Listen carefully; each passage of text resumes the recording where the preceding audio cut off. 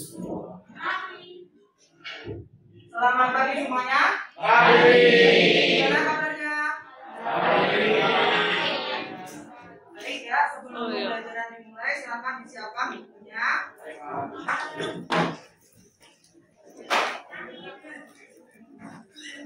Baik, sebelum kita memulai pembelajaran pada pagi hari ini, alhamdulillah kita berdoa agar apa yang kita pelajari ini dapat bermanfaat. Ya, berdoa menurut agama dan kepercayaan masing-masing. Berdoa mulai.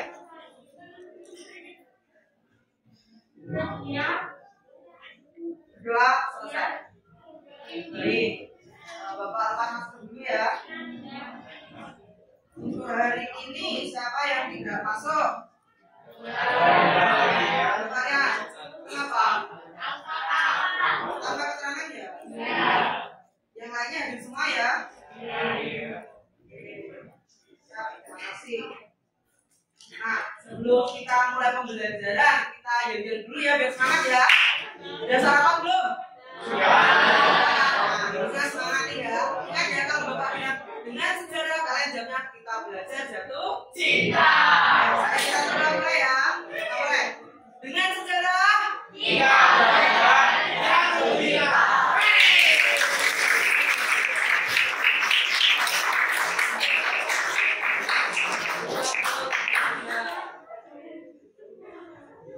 Baik. Minggu kemarin kita sudah belajar tentang asal-usul nenek moyang bangsa Indonesia. Masih ingat? Ya, ada beberapa teori yang kita pelajari minggu kemarin. Ada 4, apa saja?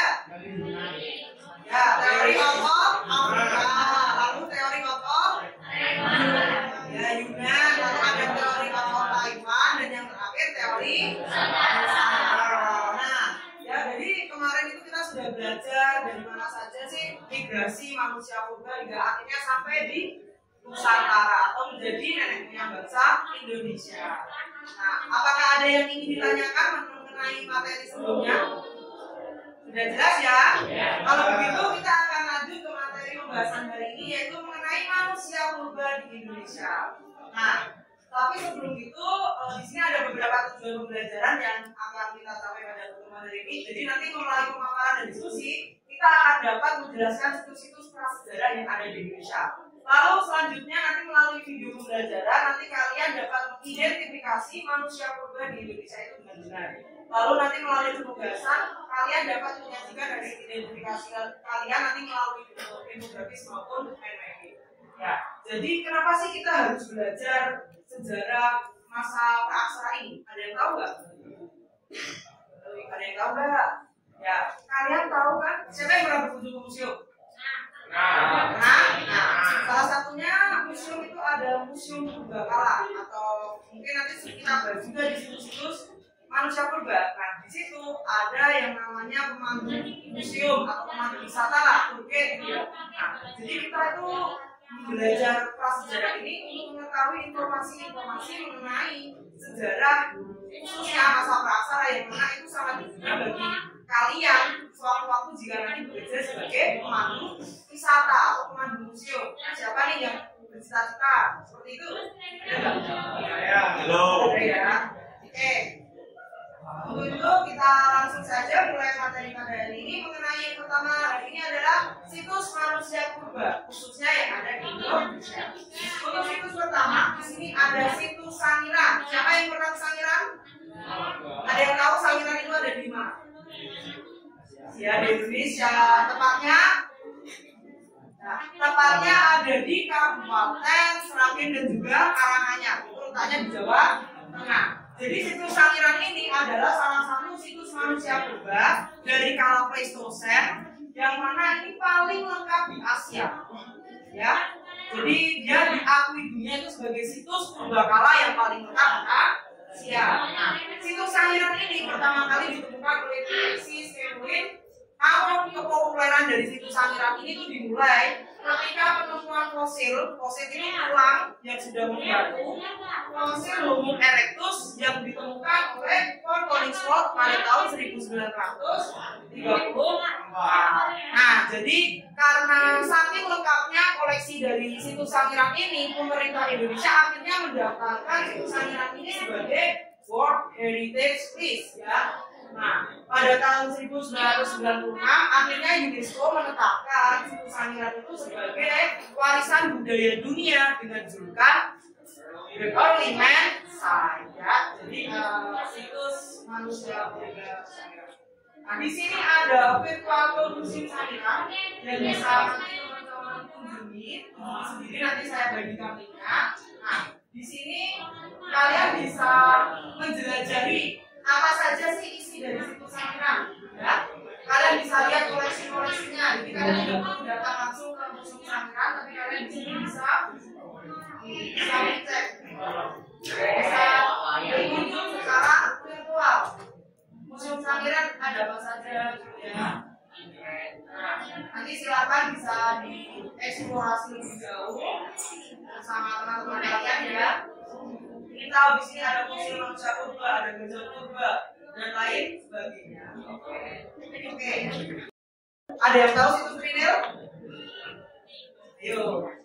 Situs Trinil ini adalah salah satu situs hunian kehidupan purba juga. Ini terletaknya di bantaran Sungai Bengawan Solo, tepatnya di Kabupaten Ngawi, Jawa Timur. Ya. Nah, situs Trinil ini mulai populer setelah ditemukannya fosil manusia purba jenis Pithecanthropus erectus oleh Eugene Du Bois. Nah, jadi penelitian Eugene Du Bois ini menjawab misi link teori evolusinya Charles Darwin.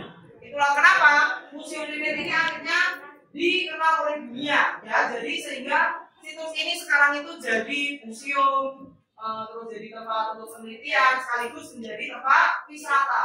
Ini bisa kalian lihat ya, di sini ini adalah museumnya, museum Trinilnya. Lalu di sini ada prasasti penemuan fosil Pithecanthropus erectusnya. Ini di Bengawan Solo. Ya. Lalu di sini ada diorama kehidupan Pithecanthropus erectus. Lalu di sini juga ada ini fosil hewan purba juga. Untuk selanjutnya di sini ada situs pajak. Situs pajak ini adalah situs yang terletak di dekat Tulungagung, Jawa Timur ya. Khususnya di Desa Wajak. Di sini situsnya itu sebenarnya bentuknya seperti ini, daerah batuan khas atau gamping ya, seperti ini.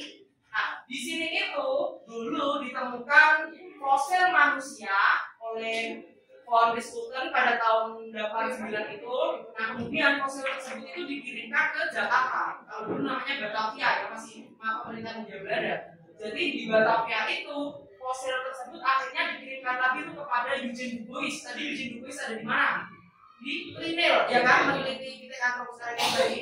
Nah, fosil wajah ini dikirimkan Eugene Du Bois. Akhirnya mereka itu menamai fosil temuannya tersebut dengan sebutan Homo wajah Hensis, artinya manusia homo dari wajah. Nah, selain dari ketiga situs tadi, masih ada banyak situs lainnya. Salah satunya adalah situs Ngandong. Ini ada di Blora, Jawa Tengah. Ini berbatasan dengan kita Jawa Timur ya, Blora itu. Nah, di situs Ngandong ini ada banyak peralatan kehidupan purba yang mana nanti kita bahas juga pada materi berikutnya. Lalu di sini ada situs Liang Dua. Jadi situs Liang Dua ini adalah situs hunian berupa gua yang mana di situ banyak ditemukan juga fosil dan juga peralatan-peralatan kehidupan dari manusia purba yang khususnya ini Homo floresiensis ya. Soalnya ini situs Liang Dua ini ada di daerah Flores. Gitu ya. Bisa dipahami? Ada yang ingin ditanyakan? Untuk materi ini sudah jelas? Oke, jika sudah jelas, kita masuk ke pembahasan berikutnya yaitu mengenai manusia purba.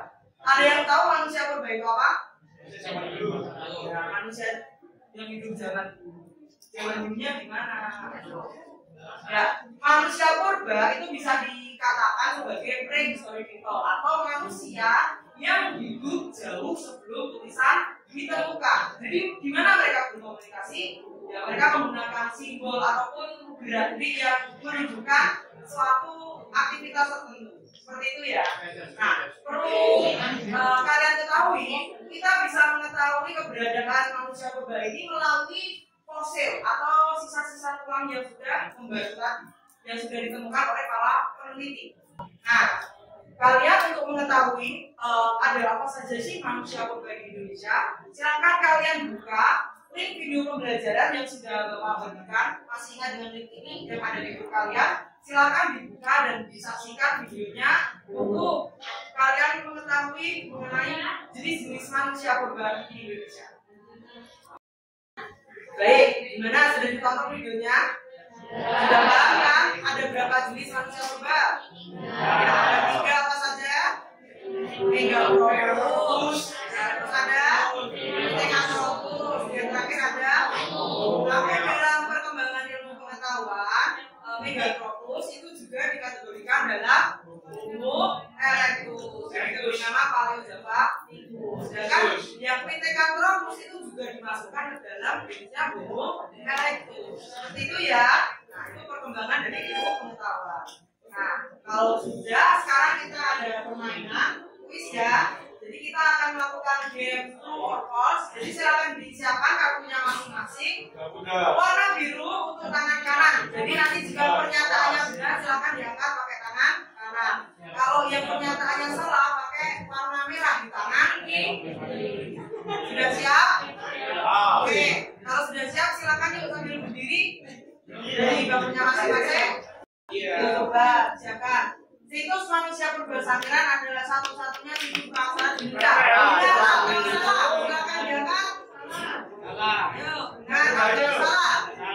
Untuk yang menjawab warna biru, silakan duduk.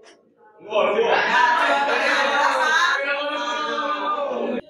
Eugene Dubois menemukan fosil diyakini menjawab missing link evolusi manusia. Benar atau salah? 1, 2, 3. Salah. Oke. Yang menjawab warna merah, silakan duduk.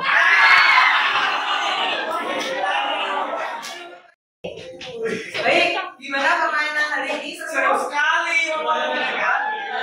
Makanya untuk minggu depan silakan kalian pelajari juga ya materinya sebelum kita pembelajaran. Jadi kalian ketika ada game atau kuis itu lebih siap. Bisa dipahami? Oke, untuk materi hari ini apakah ada yang ditanyakan? Tidak. Sudah jelas semuanya? Sudah. Baik, jika sudah jelas, jangan kaget ya. Iya. Saatnya penugasan. Jadi nanti di sini akan Bapak bagikan lembar kerja. Nanti silakan disajikan dalam sini. Silakan membuat mind mapping ataupun peta konsep dan silakan dihias dengan kreatif. Ya, selamat bekerja.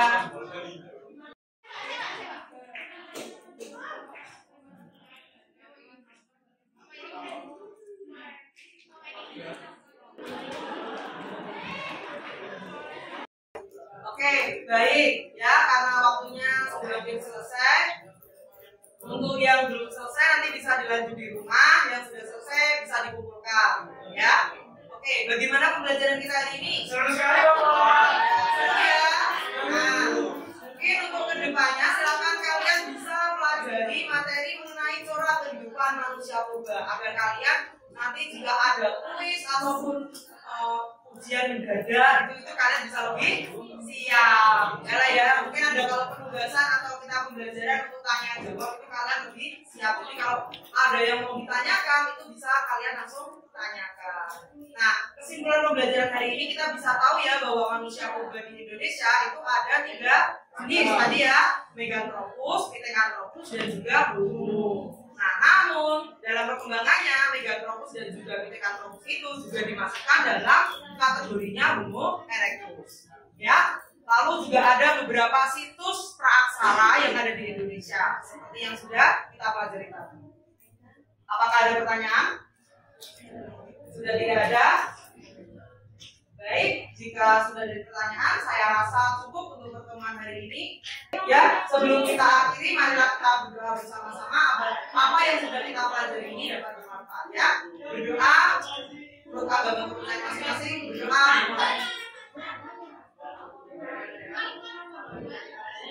Berdoa.